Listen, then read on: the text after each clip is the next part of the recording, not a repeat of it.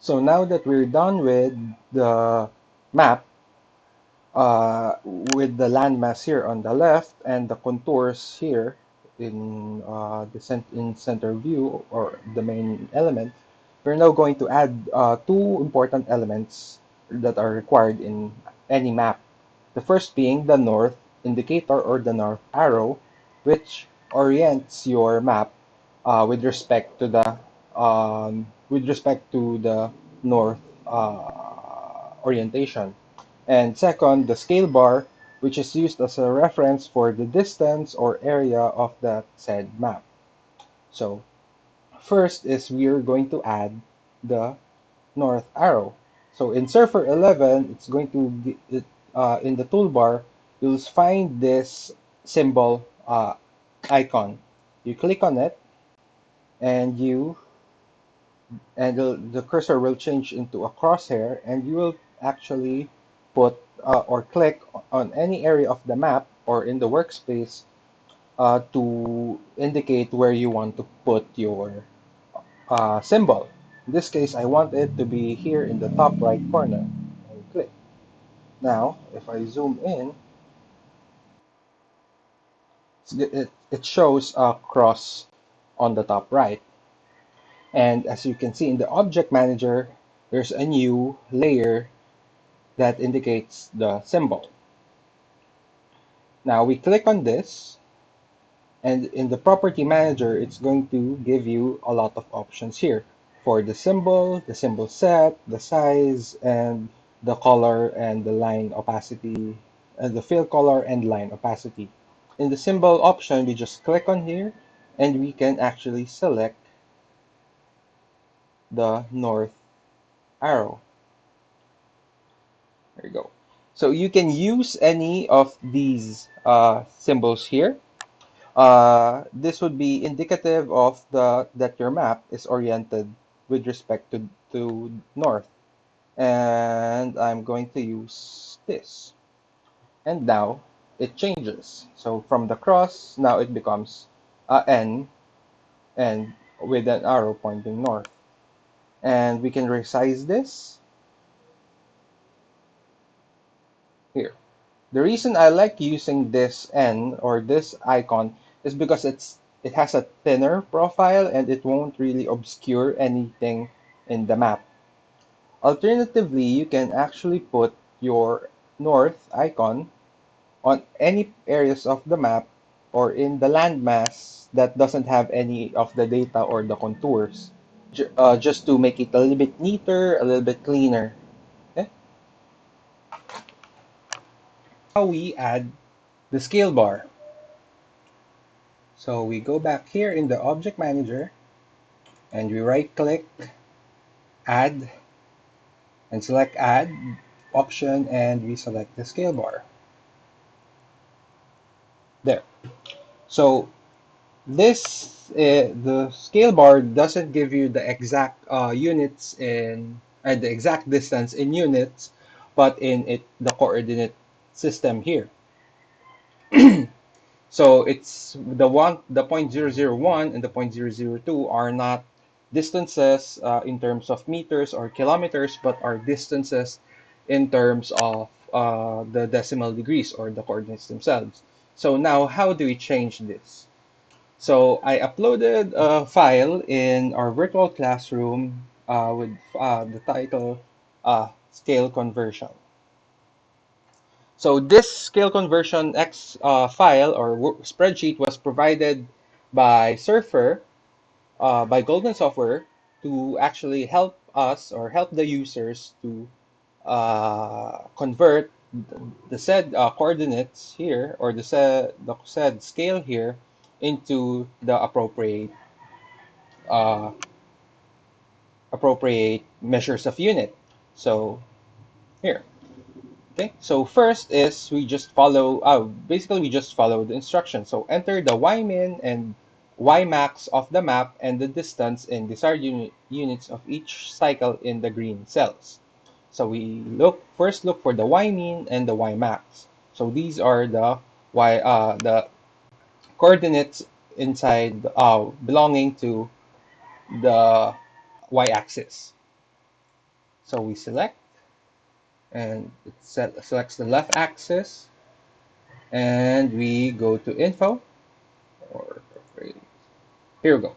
So in scaling, okay, so we have the axis minimum and axis maximum. So we copy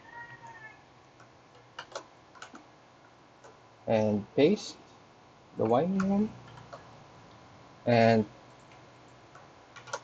copy and paste. So next is enter your desired cycle spacing for the new units.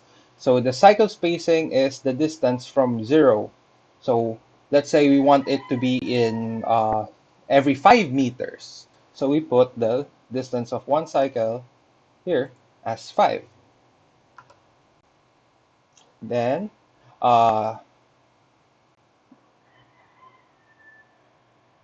then we press enter, and it's going to change the values here. So these are the sort of constants for the cycle spacing.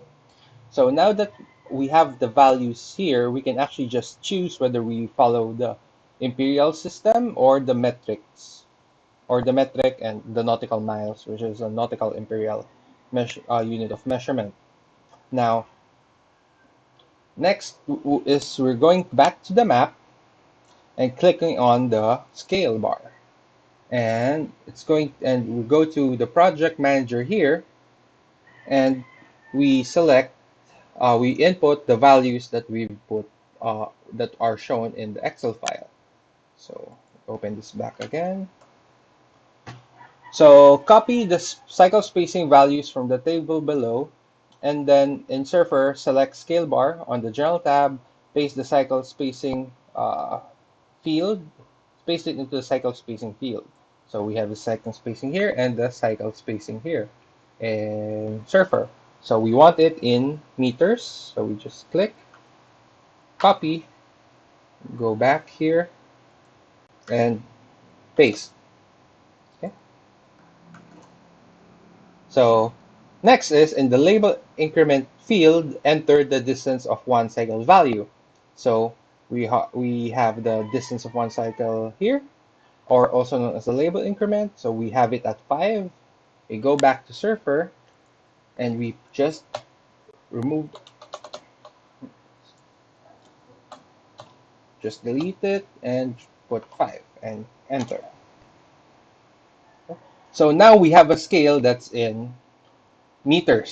So the distance between within the black segment is 0 to 5 meters, and within the second white segment is the first white segment rather is 5 to 10 meters, and so on.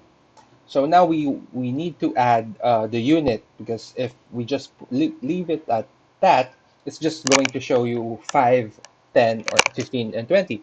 And it's not going to be clear whether is it kilometers or is it in meters, or whether is it imperial or metric. So we go here to the label format. So we click on the icon, the plus icon here, and it should drop down these options here. So in the suffix, we click on it. First, we add the space, then we put the unit. So we've used the meters as a measurement unit of measurement, and we just put M, and you press enter, and there you go. Simple as that. So the scale bar is now converted from the coordinate system of the axes into the proper units of measurement. Okay. So let's say you're not happy with how this scale bar appears. So we just go back to the Excel file. We select here and just probably change the distance of one cycle into 10 meters, since 5 meters appears a little, it looks a little too compact. So we change it into 10. Okay.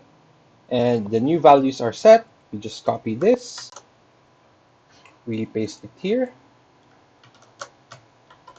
Also, since we change the label increments again from the distance of one cycle to 10, we change it also here. So 10, and we press enter. And there you go. Now it's changed. So it looks a little cleaner, a little less compact, and so on. So now you actually now have complete map. So as for the positioning of the scale, you can either put it here on the bottom right or just below the map itself here.